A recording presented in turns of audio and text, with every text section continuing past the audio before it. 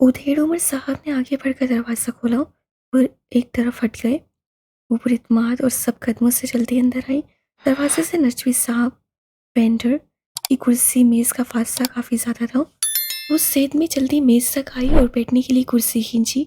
नजवी साहब ने उंगलियों में पकड़ी सिगरेट लबों में दबाकर सांस अंदर को खींची और सर से पांव तक स्याह अबाया में मलबूस दराज कर लड़की का जायजा लिया जो बहुत इत्मीनान से कुर्सी खींच कर बैठ रही थी। उन्होंने सिगरेट हटाई। धुएं का मरगोला फिजा में उड़कर तख्लील हुआ। मैं खयाल सुलेमान हूँ, असगर एंड सन्स की मैनेजिंग डायरेक्टर। कुर्सी की पुष्ट से टेक लगाकर टांग पर टांग रखे कोनियाँ हाथ पर जमा कर हथेलियाँ मिलाए बैठी वो बहुत संजीदगी से बोली। नजमी साहब ने कंधों को सरस से जंबिश की, यानी वो जानते हैं, अब आगे बात करें। उधेड़ उमर साहब उस लड़की के पीछे हाथ बांधे मोहतब से खड़े हुए थे। उनके लिए दूसरी कुर्सी मौजूद नहीं थी। नजमी साहब ने कुर्सी मंगवाने की जरूरत भी न समझी। हमारी साइट पे सप्लाई आपने रोक दी है, जिससे हमारा प्रोजेक्ट ताहीर का शिकार हो सकता है। देखें बीबी, मैंने अपनी डिमांड आपके। मेरी बात अभी खत्म नहीं हुई नजमी साहब। उससे हाथ उठाकर एकदम बहुत सख्त लहजे में उन्हें रोका। उसकी आवाज़ में कुछ था कि वो रुक गए। चंद बातें हैं जो मैं आपको बताना चाहती हूँ। उनकी आंखों में आंखें डालकर बिना किसी तौमीद के वो कह रही थी, आपके पीछे जो खिड़की है उससे झांक कर देखें तो दाईं जानिब दूर कहीं एक ज़ेरे तामीर मंसूबा दिखाई दे रहा है। किस चीज़ का मंसूबा है वो बाकिर साहब? लड़की ने रुककर पीछे खड़े आदमी को मुखातिब किया, मगर देख वो अभी तक नजमी साहब ही को रही थी। ओवरहेड है मैम। उन्होंने फौरन बताया, बिल्कुल, ओवरहेड तामीर हो रहा है और वहाँ, और आप जानते हैं कि उसमें सैंड और सिल्ट इस्तेमाल हो रहा है, वो भी किसकी जगह? क्रशर मटेरियल की जगह। नफीस से निकाब से झलकती उसकी बड़ी बड़ी स्याह आंखें मुस्कुराई थी। नजमी साहब ने सिगरेट वाला हाथ नीचे कर दिया। उनके तने आसाब ढीले पड़ गए थे और वो पूरी तरह से उसकी तरफ मुतवज्जा थे। आप उस ओवरहेड से 2 किलोमीटर दाएं चले जाएं तो एक 6 स्टार होटल सिरे तमीर नजर आएगा।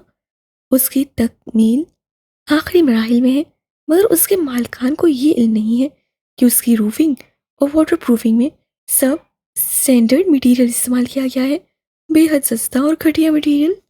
उसकी मुस्कुराती आंखों की चमक पड़ गई थी। नजवी साहब ने कुछ कहने के लिए लब खोले, मगर उससे हाथ उठाकर रोक दिया। मेरी बात अभी ख़त्म नहीं हुई। वो लब भींच कर रह गए। पेशानी पे बलों का इजाफा होने लगा। एक रोड भी हाल ही में मुकम्मल हुई है और उसका भी इन दोनों प्रोजेक्ट से ताल्लुक है। निगाहें उन पे जमाए वो मुस्कुराते हुए कह रही थी, और जो ताल्लुक है वो आप बेहतर जानते हैं। मैं तो बस इतना जानती हूँ कि उस सड़क के तरफ को सिमेटेड नहीं किया गया और अंदर होल्स छोड़ दिए गए हैं। वो कौन सा मसला होगा जो सबसे पहले चंद दिन में मंजर आम पे आएगा बाकिर साहब? नजमी साहब को अपने साहब का अंदाज में देखते हुए उसने अपने साथी को मुखातिब किया। वो उसी ताबेदारी से बोले, ड्रेनेज का मसला मैम। बिल्कुल, ड्रेनेज का मसला। मगर सबसे बड़ा मसला कौन सा होगा? इंस्पेक्शन का मसला। 4 इंस्पेक्शन टीम्स इन 3 प्रोजेक्ट्स को चंद रुपए रिश्वत लेकर अप्रूव कर चुकी हैं।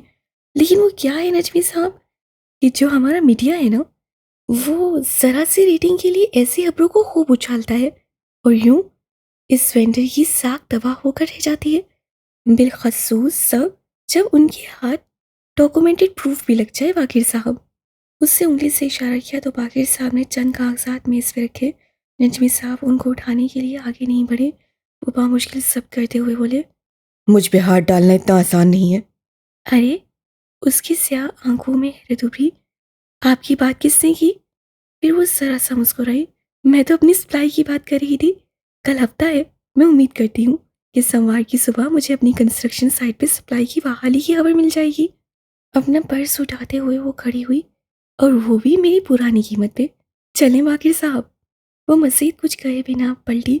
उधेड़ उमर साहब ने हाथ आगे बढ़ाकर दरवाज़ा खोला। वो उन्हीं सब कदमों से वापस चलती बाहर निकल गई। सिगरेट ने नजमी साहब की उंगली को जलाया तो वो चौंके, फिर गुस्से से उसे एस्ट्रे में फेंका और मेज़ पर रखे कागजात उठाए।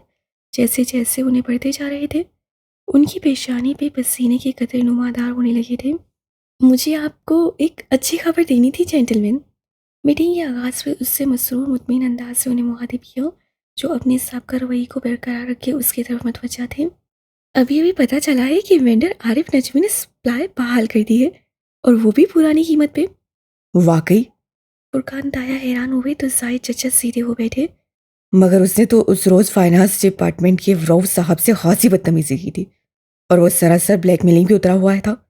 मैंने खुद उसे फ़ोन किया था मगर वो तो सीधे मुंह बात करने का रवादान भी नहीं था। फिर आपको ब्लैकमेलर से निपटने का फन सीख लेना चाहिए सर, क्योंकि मैंने उससे बात की है और वो गैर मशरूत तौर पे सप्लाई बहाल करने पे राजी हो गया है। जाहिद चचा खामोश हो गए। उनके लिए ये सब हादसा गैर मुतवक्का था।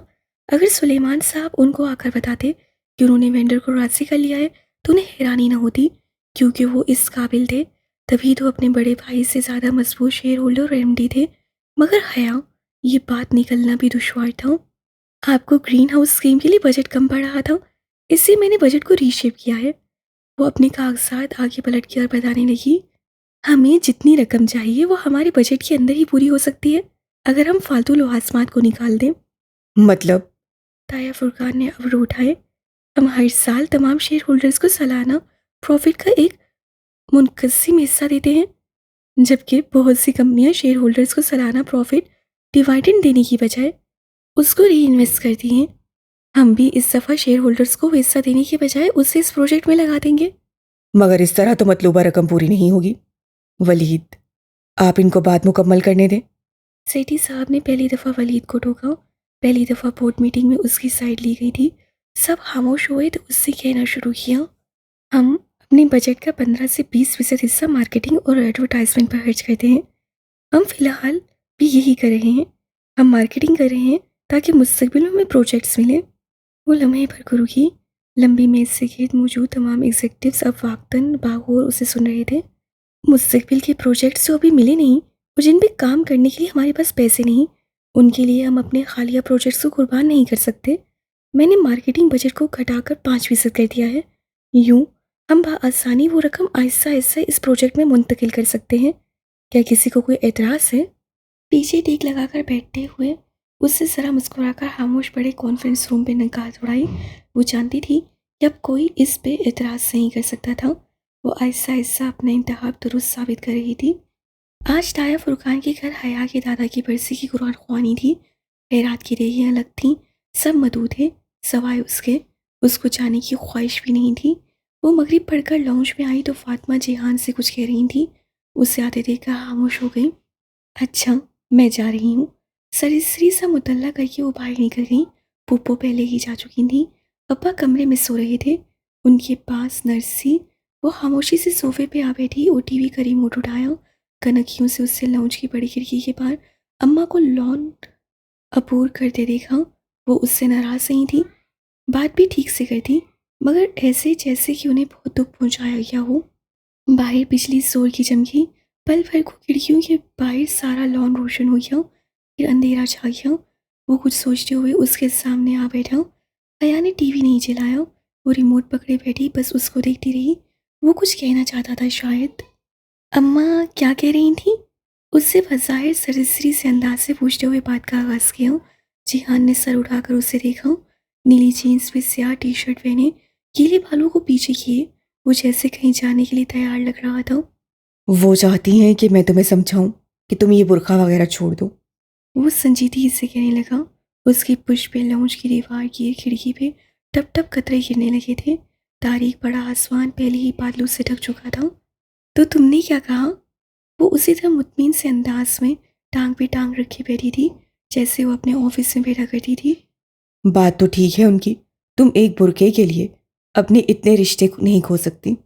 बाहर बादल जोर से गरजे थे।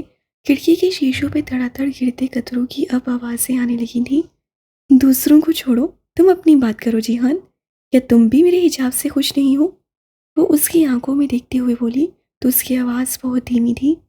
अगर मैं कहूँ कि मैं नहीं हूँ तब? अगर मैं कहूँ कि तुम मेरे लिए सब छोड़ दो तब? दूर कहीं जोरदार आवाज़ आई थी, जैसे बिजली गिरने की होती है, जैसे सदमा पहुंचने की होती है। क्या तुम मुझे चॉइस दे रहे हो? यकायक उसकी आवाज़ में सर्द महरीदार आई। अगर मैं कहूँ हाँ तब? वो उठी और छोटे छोटे कदमों से जलती दीवार की खिड़की के पास जा खड़ी हुई। उससे स्याह लंबी कमीज और चूड़ी तार पहन रखा था। बाल भी सीधे कमर पे गिर रहे थे। कमीज और बालों के रंग का फर्क गैर वाज़िह सा था। स्याही जिसका ना आगाज सा ना एहतमाम। मुझे कभी किसी ने कहा था कि हंदक की कोई जंग बनो करीसा के बगैर वजूद में नहीं आई, और तब मैंने सोचा था कि मेरे सारे गुर्बतदार तो मेरे साथ ही होंगे। वो भीगते शीशे के पार तारीक लॉन को देखती कह रही थी, ताया अप्पा, हिजाब के सबसे बड़े आलमबरदार, अम्मा जिनकी हमेशा से ख्वाहिश थी कि मैं अल्लाह ताला के करीब हो जाऊं, और मेरा शोहर जो रोज़ सुबह फजर पढ़ने मस्जिद जाता है। लेकिन आज मुझे पता चला कि आयशे ठीक कहती थी, हंदक की जंग बनो करीसा के बगैर वजूद में आ ही नहीं सकती। बारिश के टप टप गिरते कतरे शीशे से लुढ़क कर जमीन पे गिर रहे थे। जब बिजली चमकती तो पल भर को उनमें कोसों कसा के साधु रंग झलकते, और फिर अंधेरा छा जाता। वो सोफे से नहीं उठा था, बस गर्दन मोड़कर उसे देखने लगा। अगर मैं लोगों के लिए हिजाब लेती तो लोगों के कहने पे छोड़ भी देती, लेकिन मैं अब नहीं छोड़ सकती। आंसू उसकी आंख से टूटकर गाल पे फिसलता गया। क्यों? मैं यही नहीं समझ पा रहा कि आखिर क्यों। वो उसके पीछे आ खड़ा हुआ था। बादल अभी तक गरज रहे थे। हया ने जवाब नहीं दिया। उससे एक नजर जिहान को देखा और फिर आगे बढ़कर कोने में रखे मनी प्लांट की सब्ज बोतल उठाई। पौधे की बेल झटक कर निकाल फेंकी और बोतल को हाथ से पकड़े दीवार पे मारा। कांच टूटा, टुकड़े गिरते गए और एक नोकदार बड़ा टुकड़ा उसके हाथ में रह गया। ये पकड़ो। उससे बोतल की गर्दन का वो टुकड़ा जिहान की तरफ बढ़ाया, और जाकर अपनी माँ की गर्दन उतार दो। हया, उसे भी यकीनी से देखा। हया ने अफसोस से सर नफी में हिलाया और आखिरी टुकड़ा बाकी मादा किरचियों पे फेंक दिया। नहीं कर सकते ना? कांप उठता है ना दिल? लगता है ना जैसे आसमान फट पड़ेगा अगर तुमने ऐसा सोचा भी। उससे गर्दन मोड़कर भीगी आंखों से बाहर बरसी मूसलाधार बारिश को देखा। मुझे भी ऐसा ही लगता है, वो बोली तो उसकी आवाज़ आंसुओं से भारी थी। मुझे भी ऐसा ही लगता है जिहान। अल्लाह ने इमानत को आसमान और ज़मीन पे पेश किया था, मगर दोनों ने उसे उठाने से इनकार कर दिया था और उसे इंसान ने उठा लिया था। ऐसे ही मुझ पे मेरा वादा अमानत है।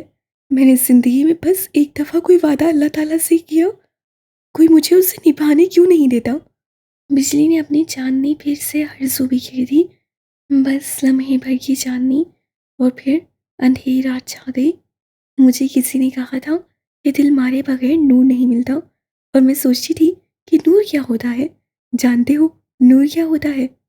आंसू ने गले में फंदा डाल दिया था। दिल घोटने वाला फंदा। नूर कुरान होता है, अल्लाह का हुक्म, जिनको पूरे का पूरा लिया जाता है। एक हिस्सा लेकर दूसरे से इनकार नहीं किया जाता जिहान। मैं हमेशा सोचती थी, अल्लाह क्यों कहता है कि अगर वो कुरान को पहाड़ पे नाजिल करता तो वो टूट जाता। मुझे कभी इस बात की समझ नहीं आई थी, मगर आज आ गई है। गर्म उबलते आंसू उसकी थोड़ी सी फिसलते हुए गर्दन तक लुढ़क रहे थे। वो खिड़की के बाहर देख रही थी, और वो उससे, जानते हो पहाड़ क्यों टूटता? क्योंकि वो कुरान को पूरे का पूरा लेता, और जो शख्स कुरान को पूरे का पूरा अपने दिल पे उतारता है ना, उससे एक बार टूटना पड़ता है। उससे चलती आंखें बंद की। अब हर तरफ अंधेरा था। पल भर को बिजली चमकी भी तो उसे परवाह नहीं थी। लोगों ने मुझे इसलिए छोड़ा क्योंकि मैंने अल्लाह को नहीं छोड़ा, तो मुझे वाकई ऐसे लोगों का साथ नहीं चाहिए। उससे आंखें खोली और वो वापस पलट रहा था। उसे धुंधली बसारत से गर्दन मोड़कर उस शख्स को सीढ़ियाँ चढ़ते देखा, जिससे उसकी जिंदगी का एक हिस्सा मोहब्बत करने में गुजरा था। वो ऊपर चला गया, मगर हया उसी तरह सीढ़ियों को देखती रही। चंद दिन बाद वो उतरता दिखाई दिया। उसका दस्ती बैग उसके हाथ में था। वो बिना उसकी तरफ देखे, बिना कुछ कहे बाहर निकल गया। उससे उसे रोका नहीं, आवाज़ तक नहीं दी, दे ही नहीं सकी। आंसुओं ने हर रास्ता रोक दिया। वो जा रहा था, वो जाने के लिए ही तो आया था। उसने भीगा चेहरा खिड़की की तरफ मोड़ा। वो अब उसे तेज बारिश में सब कदमों से लॉन अबूर करता नजर आ रहा था। वो झाड़ उसे भीग हो रही थी, मगर उससे उससे बचने को अपने सर पे कुछ भी नहीं दाना था। गेट के करीब पहुंचकर वो लम्हे भर को रुका और पलट कर देखा। हया का दिल डूब कर उभरा। रुखसार पे बहते गर्म आंसू मजीद तेजी से नीचे लुढ़कने लगे। जिहान ने आखिरी बार पलटकर उसे नहीं, बल्कि ऊपर अपनी माँ के कमरे की खिड़की को देखा था। चूंकि पुप्पो उधर नहीं थी, सो अगले ही पल जिहान ने गर्दन जरा सी ताया फुरकान के घर खुलने वाले दरमियाने दरवाजे की तरफ मोड़ी। उसकी माँ वहां थी। उसे अब भी सिर्फ अपनी माँ की फिक्र थी। फिर वो मुड़ा और गेट खोलकर बाहर निकल गया।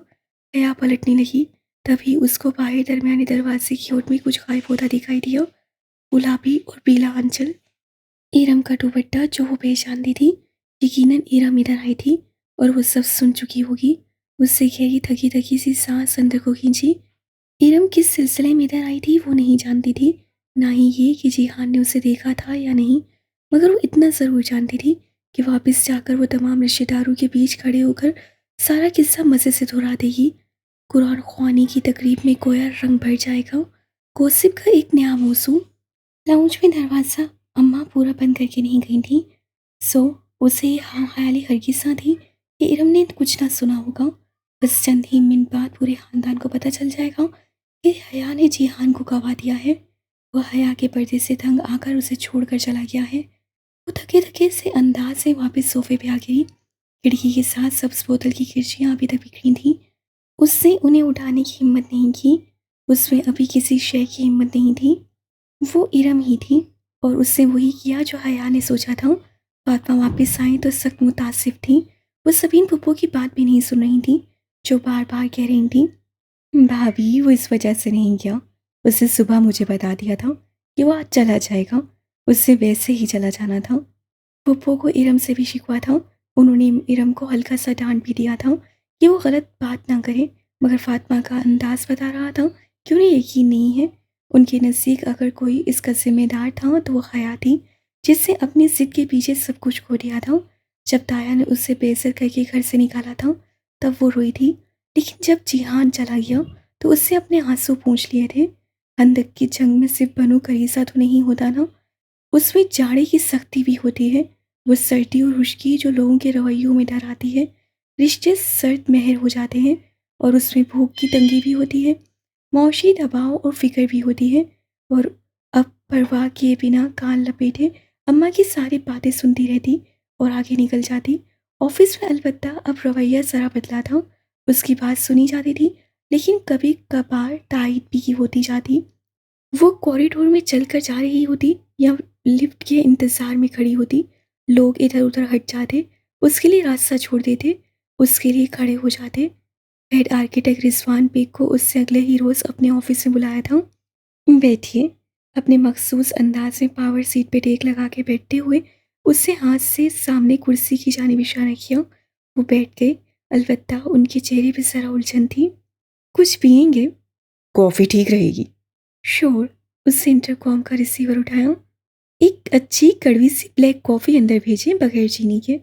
रिजवान साहब जरा चौंके। रिसीवर रखकर वो वापस कुर्सी पे पीछे होकर बैठी और संजीदगी से उनको देखा। बेग साहब, इधर आपने कौन सी मल्टी स्टोरी पार्किंग देख ली जो आपको लगा कि इस ट्रेड सेंटर में उसे होना चाहिए? मेरा ख्याल था कि वो एक मुनफरिद आइडिया है जिसमें कम जगह पर एक बहुत बड़ी पार्किंग बन सकती थी। आपके साथ और किसका ख्याल था ये? रिजवान साहब ने अबरू उठाई। आप मुझ पे इल्ज़ाम लगा रही हैं। बिना घबराए वो खतरनाक आवाज़ से बोले, बेग साहब आवाज़ नीची रखकर बात करें, क्योंकि आपके पार्टनर ने एक दो जगह बहुत फख्र से आपका और अपना कारनामा बयान किया है। मैं तो फिर आपसे बंद कमरे में पूछ रही हूँ। मेरा कोई पार्टनर नहीं है। ये धमकियाँ आप किसी और को दें। एक उम्र गुजारी है कारपोरेट वर्ल्ड में, आपकी तरह फरासत में कुर्सी नहीं मिली। इस ससाई अंदाज में कहते उठे। अगर मेरा आइडिया उनको पसंद नहीं आया तो उसकी जिम्मेदारी हम दोनों पर है। मैंने डिज़ाइन बनाया, आपने पेश किया। अगर कोई मसला था तो उस वक्त आपकी समझदारी किधर थी, जो आपने तब कुछ नहीं किया। अब अपनी नाकामी छुपाने के लिए आप मुझ पर इल्ज़ाम लगा रही हैं। My foot. वो सर झटक कर तेजी से मुड़े और बाहर निकल गए। उससे जैसे समझते हुए सर हिलाया और फ़ोन का रिसीवर उठाया। एक नंबर डायल करके वो धीरे से बोली, इमरान साहब पूरे ऑफिस में मोबाइल टाइमर्स ऑन कर दें, जैसा कि हमने पहले बात की थी, और बेग साहब के ऑफिस फ़ोन की एक लाइन मुझे ट्रांसफ़र कर दें। रिसीवर वापस रखते हुए एक तवील सांस उसके लबों से आज़ाद हुई थी। वो जानती थी कि उससे रिजवान बेग को उकसा दिया है। वो अब पहली कॉल उससे ही करेंगी जो उनका साथी था। इखलाकी हरकत थी या गैर इखलाकी, उससे यही दुरुस्त लगा था। समुद्री बगले साहिल किनारे फड़फड़ाते हुए उड़ रहे थे। नीला खूबसूरत बास्फोरस आज सुबह बहुत ही पुरसुकून था। वो हार्बर के करीब सड़क पर ड्राइव कर रहा था। उसकी तवज्जो समंदर की तरफ थी, ना मौसम की जानिब। वो कदर तशवीश के आलम में एक हाथ से मोबाइल पर नंबर मिला रहा था जब सिलसिला मिला तो उससे फ़ोन कान से लगाया। हाँ बोलो सफ़ीर, क्या मसला हुआ है? दूसरी जानिब से आवाज़ सुनकर और पन में सुकेड़ कर बोला था। अब्दुल रहमान भाई, मैंने बहुत कोशिश की मगर मामला मेरे हाथ से बाहर है। मैं सफ़ीर, मुझे तो उम्मीद से नफ़रत है, सीधी बात करो। वो ज़रा बेसारी से बात काट कर बोला था। कार की रफ्तार उससे कदरे आहिस्ता कर दी थी। उसके तने हुए आसाब पूरी तरह फ़ोन की तरफ मुतवज्जा थे। भाई, मैं असल में बाहर ये मसला कर रही है। उससे पहले हमें कहा कि वो आखिरी फ़्लाइट से जाएगी। सबके जाने के बाद मैंने सबको राज़ी कर लिया कि इसी शर्त पे वो बगैर कोई शोर डाले आराम से चली जाएगी। फिर वो नहीं जा रही। उससे बामुश्किल अपनी नागवारी छुपाते हुए कहा। सिर्फ यही नहीं, उससे अपना पासपोर्ट भी जला दिया है और उसका कहना है कि जब तक आप नहीं आएंगे उसके पास वो नहीं जाएगी। बहारें आयशे और रानी के जाने के बाद उस्मान शबीर के घर पे थी और यकीनन वहीं उसे बुला रही थी। सफ़ीर, मैंने तुम्हें एक काम कहा था, वो भी तुमसे नहीं हुआ। बहुत अच्छे। वो भरमी से खोया हुआ। सॉरी भाई। वो नादिम था। फिर आप कब आएंगे? मैं क्यों आऊँगा? इतना फारिग हूँ मैं कि एक ज़िद्दी बच्चे की मर्ज़ी पे चलाऊँ। उसे बोलो, उसे जाना है तो जाए, नहीं तो ना जाए, मुझे परवाह नहीं है। और सुनो, अब इतनी गैर-रहम बातों के लिए मुझे तंग मत करना। करीबन झिड़कते हुए उससे फ़ोन बंद किया और डैशबोर्ड पे डाल दिया। मसाइल पहले कम थे, जो ये एक नया मस्सा खड़ा हो गया था। अब उसका पासपोर्ट फिर से बनवाना पड़ेगा और ये बाहरी की शराइत। सरे एक दो काम कर ले फिर निपटेगा वो उस टांग बराबर लड़की से। नागवारी से सर झटकते हुए उसने सोचा। उसके सर के पिछले हिस्से में फिर से दर्द उठने लगा था। वो लाउंज में सोफे पे पैर ऊपर किए बैठी थी। उसके हाथ में वैक्सीन की डब्बी थी, जिसमें से वो 2 उंगलियों पे क्रीम निकाल कर एड़ियों पे मल रही थी। फातिमा और सबीन शाम की चाय पीकर अभी-अभी उठी थीं। नीरम के ससुराल वाले आए थे। शादी की तारीख रखी जा रही थी, सो उनका वहाँ होना ज़रूरी था। हया का दिल भी नहीं चाहा कि वो वहाँ उनके साथ हो जाए। वो बहुत पत्थर दिल हो गई थी या बहुत मजबूत, जो दिल पे लगने वाली चोटों को सहना सीख गई थी। दरवाज़ा होले से बजा तो उससे चौंक कर सर उठाया। सोनिया दरवाजे में खड़ी थी। भाभी, आइए प्लीज़। वो खुशगवार हैरत से मुस्कुराती उठी और वैक्सीन की डब्बी बंद करके मेज़ पे रखी। थैंक्स। सोनिया खुशदिली से मुस्कुराती सोफे पे आ बैठी। अया ने टिश्यू बॉक्स से टिश्यू निकालकर हाथ पहुँचे और उसके करीब आ बैठी। सोनिया बज़ाहिर मुस्कुरा रही थी, मगर उसके अंदाज से कतई हिचकिचाहट थी, जैसे वो कुछ कहना चाहती हो मगर मुतवस्सफ हो। कहिए भाभी। वो बागौर उसको देख रही थी। असल में हया, मैं तुम्हें लेने आई थी। मैं चाहती हूँ कि तुम आकर अब्बा से माफ़ी मांग लो। उनकी नाराज़गी दूर हो जाएगी और हम सब फिर से साथ मिलकर बैठ सकेंगे। देखो, अब सब उधर हैं, मगर तुम्हारी कमी फिर भी महसूस हो रही है। हया ने समझते हुए सर हिलाया। ऑफिस सीट पे बैठकर जिस तरह वो मामलात का तज्जिया करती थी, वैसे ही उसके दिमाग ने फ़ौरन कड़ियाँ मिलानी शुरू की। सफ़र और दूसरे मुलाजमों के होते हुए भी मेहमानों की आमद पे ताई सारा काम सोनिया से करवाती थी। उसको लम्हे भर की भी फुर्सत नहीं होती थी। सो ये तो तय था कि वो खुद से यानी ताई से छुप कर नहीं आई थी। मतलब उसे ताई नहीं भेजा था ताकि वो हया को झुका सके और उनकी अना की तस्कीन हो सके। दूसरी तरफ उसे माफ़ करके ताया और ताई एहसार और रस्मत का परचम बुलंद करें। ज़बरदस्त। मैं तैयार हूँ भाभी। वो बोली तो उसका लहजा बेतासुर था। मैं ताया अब्बा से हर उस वक्त की माफ़ी मांगने को तैयार हूँ जब मैंने उनका दिल दुखाया, जब मैंने कोई गुस्साही की या मुझसे कोई बदतमीजी सरजंद हुई। उनसे कहिए मैं पूरी दुनिया के सामने माफ़ी मांगने पे तैयार हूँ। वो बड़े हैं, मैं छोटी, मुझे झुकना चाहिए, मैं झुक जाऊंगी। लेकिन लेकिन भाभी, ताया अब्बा ने एक शर्त रखी थी। वो लम्हे भर को रुकी और वो शर्त ये थी कि मैं उनके घर उनके बेटों से मुंह लपेटे बगैर दाखिल हूँ, वरना नहीं हूँ। मैं उनकी इस बात का भी मान रखूंगी। मैं हर बात की माफ़ी मांग लूंगी, सवाए अपने हिजाब के। यहाँ मैं ठीक हूँ, वो गलत है, मैं उनके घर में दाखिल नहीं होंगी। ये बात आप उनको बता दें। हाँ यहाँ। सोनिया ने बेबसी से उसे देखा। अब इतना भी क्या पड़ता। देखो, उस दिन डॉक्टर साइकर नाइक कह रहे थे कि भाभी प्लीज़, कोई मेरे हक में बात करे या खिलाफ, मुझे कोई फ़र्क नहीं पड़ता। बहुत सी लड़कियां सिर्फ स्कार्फ लेती हैं, चेहरा नहीं रखती, क्योंकि उन्होंने अल्लाह से उतना ही वादा किया होता है। सो जितना वो करती हैं उस पर कायम रहती हैं, उससे पीछे नहीं जाती। मैंने भी एक वादा किया था कि जो हुक्म सुन लूँगी और उस पर दिल खुल जाएगा, उससे अपना लूँगी। अब मेरा दिल निकाह के लिए खुल चुका है, प्लीज़ मुझे उसे निभाने दे। वो बात करने के साथ साथ एड़ी पे लगाई चिकनाई को उंगलियों से मल भी रही थी। जरा सी सख्त पड़ी एड़ी उसकी पोरों को खुदरी महसूस हो रही थी। देखो, तुम्हारी बात ठीक है, मगर हया, तुम जानती हो पूरा खानदान बातें बना रहा है कि जिहान तुम्हें सिर्फ इससे ठुकरा कर किया क्योंकि तुमने अपनी दकियानूस से जिद नहीं छोड़ी। भाभी, जब इरम ने ये बात सरेआम कही थी तब पप्पू ने कहा था कि वो सिर्फ अपनी छुट्टी खत्म होने पे वापस गया है, मगर लोगों ने उनकी बात भी यकीन नहीं किया। उन्होंने इरम की बात भी यकीन किया। लोग उसी बात पे यकीन करते हैं जिससे वो यकीन करना चाहते हैं। सारी क्रीम एड़ी में जज्ब हो गई थी। उससे मेज पे रखी डिब्बी खोली, उंगली अंदर डालकर पोर पे जरा सी वैसी निकाली और फिर से खुदरी एड़ी पे लगाने लगी। और अगर जिहान ने वाकई तुम्हें इसी वजह से छोड़ा हो तब तुम क्या करोगी? वो जैसे बहुत फुर्सत से उसे समझाने आई थी। यकीनन उसे भेजा गया था। भाभी, ये मेरा और उसका मसला है जिसे हम हैंडल कर लेंगे। मैं नेक्स्ट वीक तुर्की जा रही हूँ ना, बात कर लूँगी उससे। पूरे खानदान को इस बात की इतनी क्यों फिक्र है? मैं समझने से कासिर हूँ। वो गुस्से से नहीं बल्कि बहुत नरमी से हमवार लहजे में बोल रही थी। बात करने के साथ साथ उसकी उंगलियां एड़ी का मसाज बदस्तूर कर रही थी। मगर हया, तुम ये भी तो देखो कि कजन से पर्दा कौन करता है। मेरी एक फ्रेंड का ताल्लुक बहुत सख्त किस्म के पठान फैमिली से है, मगर उनके यहाँ भी कजन से चेहरे का पर्दा नहीं किया जाता। ठीक है, वो सब इस्लाम का हिस्सा है, मगर अब इस सबको दकियानूसी समझा जाता है। जमाना बहुत आगे बढ़ गया है। उससे बहुत दुख से सोनिया को देखा। अगर मेरे और आपके रसूल अल्लाह सल्लल्लाहु अलैहि वसल्लम आज हमारे सामने होते तो क्या उनकी मौजूदगी में भी आप यही बात कह सकती? सोनिया एकदम बिल्कुल चुप हो गई। बताए ना भाभी, उनके सामने आपसे पूछा जाता तो आप उनके बताए हुए असूलों को सपोर्ट करती अपने सास ससुर को? सोनिया ने लब खोले मगर कुछ कह नहीं सकी। उसके पास सारे अल्फाज खत्म हो गए थे। हया ने डब्बी से जरा सी मजीद वैसी निकाली और दूसरी एड़ी पे धीरे धीरे रगड़ते हुए बोली, क्या आप जानती हैं, डावर भाई पहले मुझसे शादी करना चाहते थे। सोनिया की आंखें हैरत से जरा सी खुली। धीरे से उसे नफी में सा हिलाया। बिल्कुल ऐसे जैसे फरूक कुछ अरसे पहले तक मुझसे शादी के लिए ताई अम्मा को तंग कर रहा था, वैसे ही डावर भाई ने भी बहुत इसरार किया था। ये बात मैंने ताई के मुंह से आपकी शादी से 2 रोज कबल सुनी थी। जानती हैं डावर भाई ऐसा क्यों चाहते थे? वो कुछ नहीं बोली।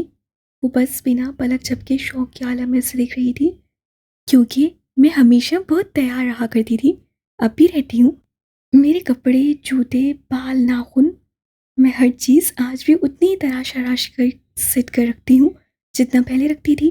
फ़र्क बस इतना है कि अब मैं बाहर निकलते हुए खुद को ढक कर लेती हूँ। जानती हैं इससे क्या होता है?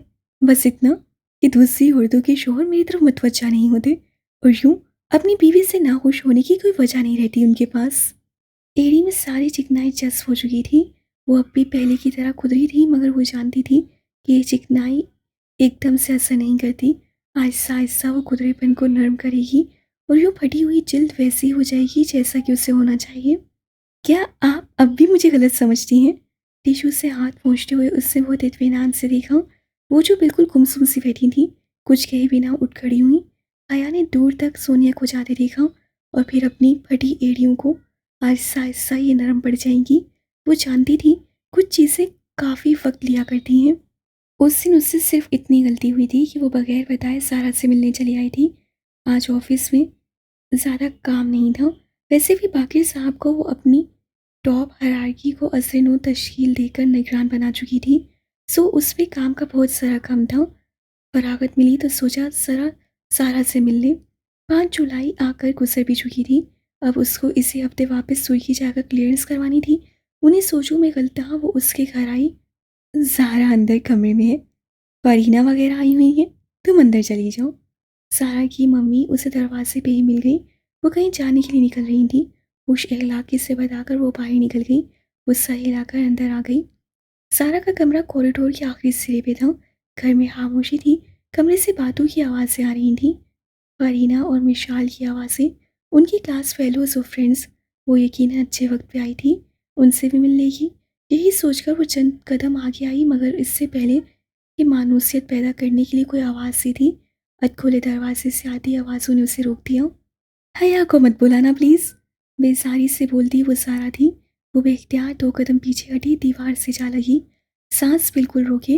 वो अब उनकी गुफ्तगू सुन रही थी। क्या यार, इकट्ठे हो जाएंगे तो मज़ा आएगा ना।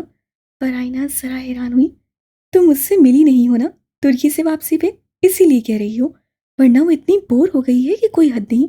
तुम्हें पता है, उससे बुर्का पहनना शुरू कर दिया है, एंड आई मीन रियल बुर्का। वो रियल पे जोर देकर जैसे बेयकीनी का इजहार कर रही थी। बुर्का? Don't tell me. ज़ारा? हाँ, मैंने उससे बोला, तुम तुर्की से आई हो या उम्रे से? ये झूठ था। ज़ारा ने कभी उसे ऐसे नहीं कहा था। वो तमसाते सुनेगी। मैं उसका वो काला तालिबान वाला बुर्का नहीं विथस्टैंड कर सकती। प्लीज़ उसे कॉल मत करना। उसे देखकर मेरा दम घुटता है। पता नहीं अपना क्या हाल होता होगा। खैर, हया को मैं जितना जानती हूँ, उस लिहाज से उससे बुर्का भी डिज़ाइनर लिया होगा, ब्रांडेड बुर्का। शायद फैशन में कर रही हो। अब मज़ीद खड़े होना खुद को जलील करवाना था। वो बिना चाप पैदा किए वापस पलट गई। बाहर गेट कीपर के करीब वो रुकी थी। ज़ारा को बता देना कि मैं आई थी, मगर जा रही हूँ। वजह पूछे तो कहना उन्हें मालूम है। सख्ती से दो टोक अंदाज में कहकर वो बाहर कार की तरफ बढ़ गई। चलो और कहीं दूर ले जाओ, मैं ज़रा दूर जाना चाहती हूँ। पिछली सीट पे बैठते हुए उसे थके थके अंदाज में ड्राइवर से कहा, जिससे सर हिलाकर कार स्टार्ट कर दी। उससे सर सीट की पुश से टिकाकर आंखें मूंद ली। गर्दन के पिछले हिस्से और कंधों पे अजीब दबाव सा महसूस होने लगा था, जैसे अब एहसाब थकान का शिकार हो रहे हूँ। वो इंसान ही थी। उसकी कुव्वत बर्दाश्त और असाब की मजबूती की भी एक हद थी। उससे ज़्यादा प्रेशर वो नहीं ले सकती थी।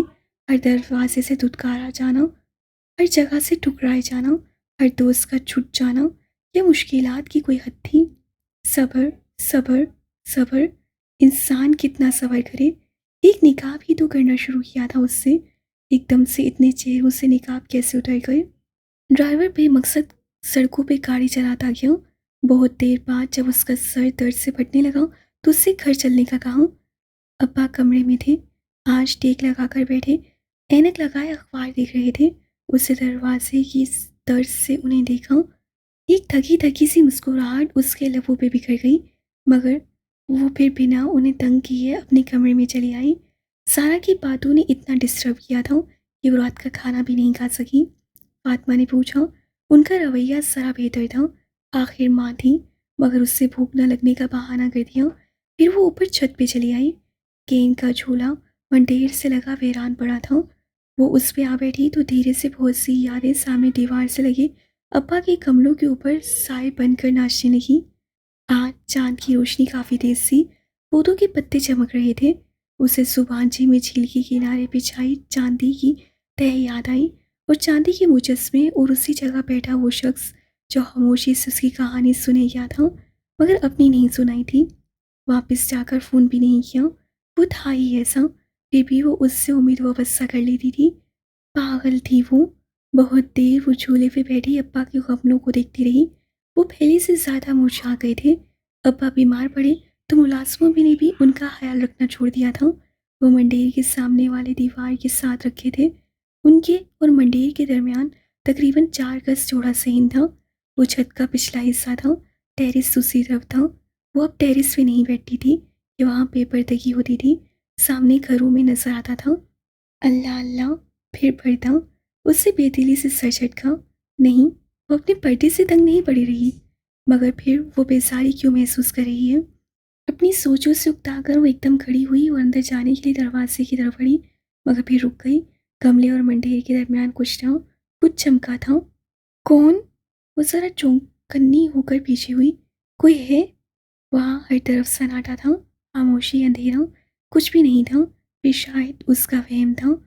उससे सर झटक कर फिर से कदम अंदर की जाने बढ़ाने चाहे, मगर लम्हे भर को फिर से कुछ चमका। कौन? कौन है? वो बिल्कुल साकिन खड़ी, बल्कि सुखेड़ी उस जगह को देखने लगी। उसे डर नहीं लग रहा, वो बिल्कुल भी खौफजदा नहीं है। उससे खुद को बताने की कोशिश की, मगर फितरी खौफ ने उसे छुआ था। फिर भी वो कुछ सोचकर आगे बढ़ी। गमलों की किताई के साथ चलती वो आखिरी कमरे तक पहुंची, जिसमें लगा मनी प्लांट डंडी की मदद से तकरीबन 6 फीट ऊंचा खड़ा था। वहाँ कुछ भी नहीं था, मगर कुछ था। किसी एहसास के तहत वो जरा सी आगे हुई और फिर एकदम रुक गई। खुद आया। वो जैसे करंट खाकर 2 कदम पीछे हटी और फिर बेयकीनी से फटी फटी निगाहों से गर्दन ऊंची करके देखा। ऊंचे मनी प्लांट से लेकर छत की मंडेर तक एक अनदेखी दीवार सी बनी थी, मकड़ी के जाले की दीवार, जैसे किसी बैडमिंटन कोर्ट में जालीदार नेट लगा होता है।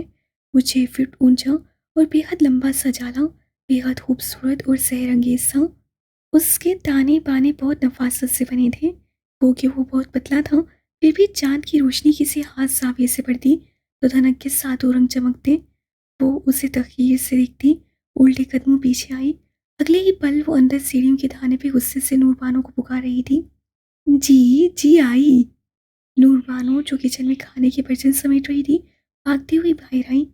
जाओ कोई झाड़ू लेकर आओ, इतने जाले लगे हैं छत पे, तुम सफाई क्यों नहीं करती ठीक से। पता नहीं उसे किस बात पे ज्यादा गुस्सा चढ़ा था। उसके तेवर देखकर नूरबानो भागती हुई लंबी वाली झाड़ू ले आई थी। इतना बड़ा जाला यहाँ बना ही कैसे। जब नूरबानो उसके साथ बाहर छत पे आई तो वह हैरत से जमने से जैसे खुद से बोली थी, है आबाजी, देखिए ना, यहाँ की सफाई की जिम्मेदारी नसरीन, जो उस वक्त ही मुलाजमा की है, वो रोज छत साफ नहीं करती। मुझे तो लगता है काफी दिन से इधर से गुजरी भी नहीं है, गुजर रही होती तो जाला ना बनता। ये मकड़ियां जाले उधर ही बनाती हैं जहाँ कुछ अरसा कुछ गुजरा ना हो, चाहे बंदा चाहे झाड़ू। जितने उतार लो जाले, फिर कुछ रोज बाद बुन लेती हैं। सदा की काम चोर है नसरीन, जरा सा काम नहीं होता। ये जाला देखने में कितना बड़ा था जी, मगर झाड़ू एक दफा मारी और उतर गया, इतनी सी बात थी। नूर बानो झाड़ू हवा में ऊपर नीचे मारती, चलती चलती फसाखते दे रही थी। हया ने धीरे से इस बात में सही लाया। वो दरुस कह रही थी, वहां से काफी दिनों से कोई नहीं गुजरा था। वो भी इधर आती तो झूले पे बैठकर थोड़ी देर बाद अंदर चली जाती। इसीलिए तो जाला बना था, इसीलिए तो जाले बनते हैं। उसके दिल में भी बन गए थे, अब उसे उनको साफ करना था। कैसे? लम्हे भर बाद उसके दिल ने उसे जवाब दे दिया था। अब उसे सुबह का इंतजार था।